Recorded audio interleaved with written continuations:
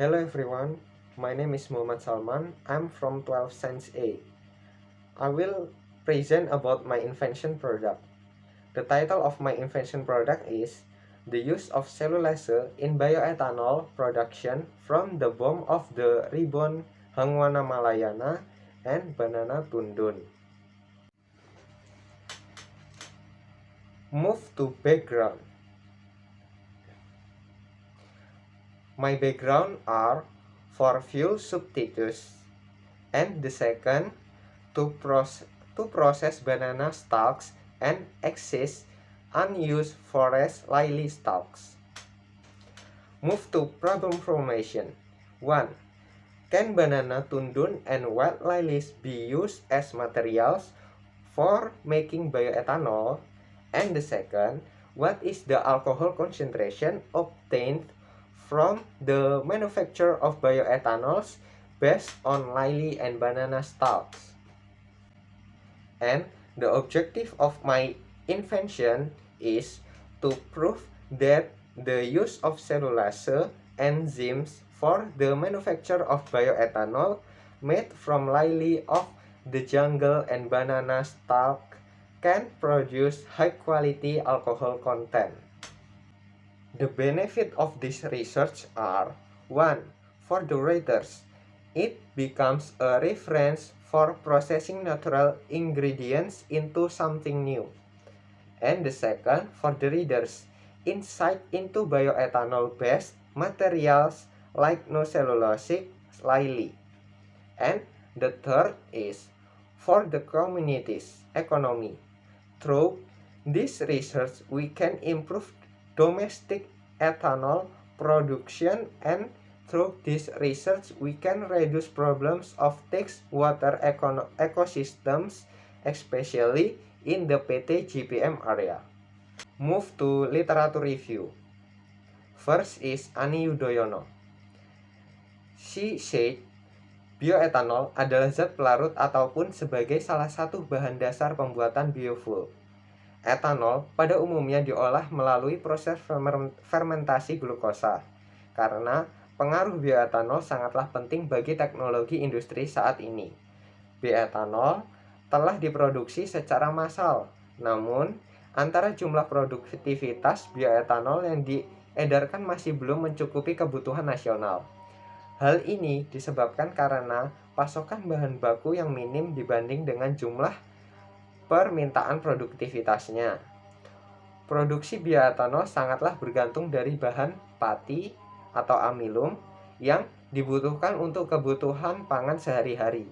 Karena pada umumnya bioetanol diproduksi menggunakan bahan baku seperti ubi, singkong, sagu, dan sorghum.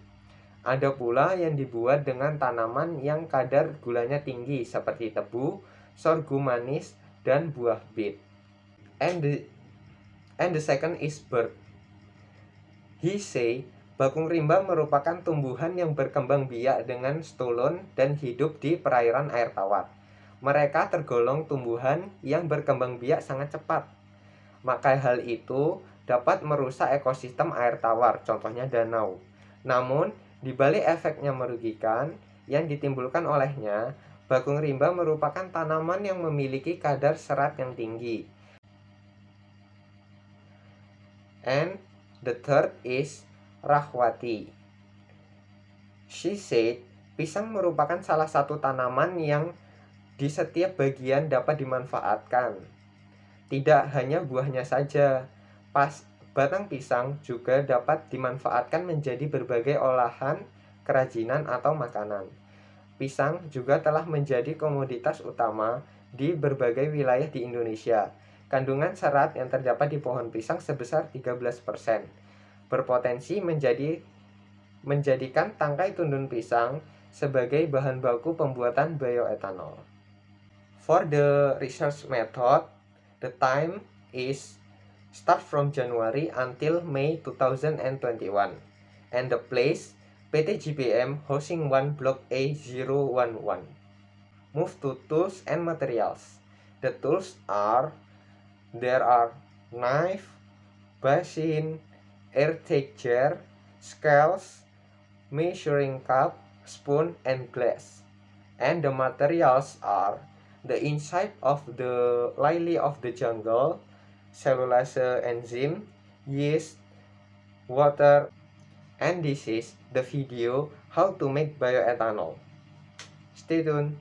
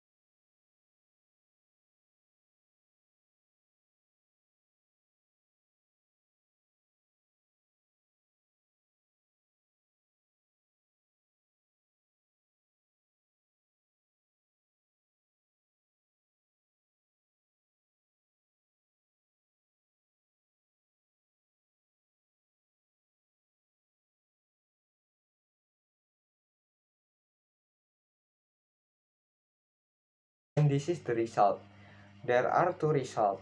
The first one get 1.29% from a comparison of 100 grams of banana tundun stalk and 50 grams of wild lilies.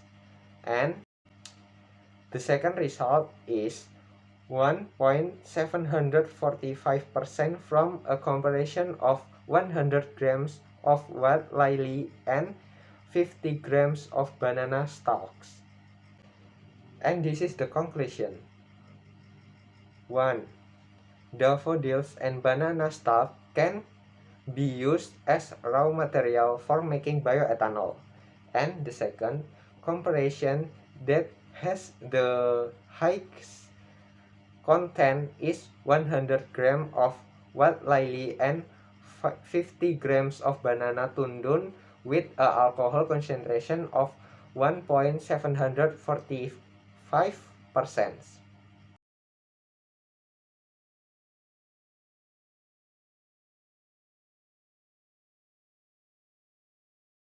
That's all about my presentation. Thank you.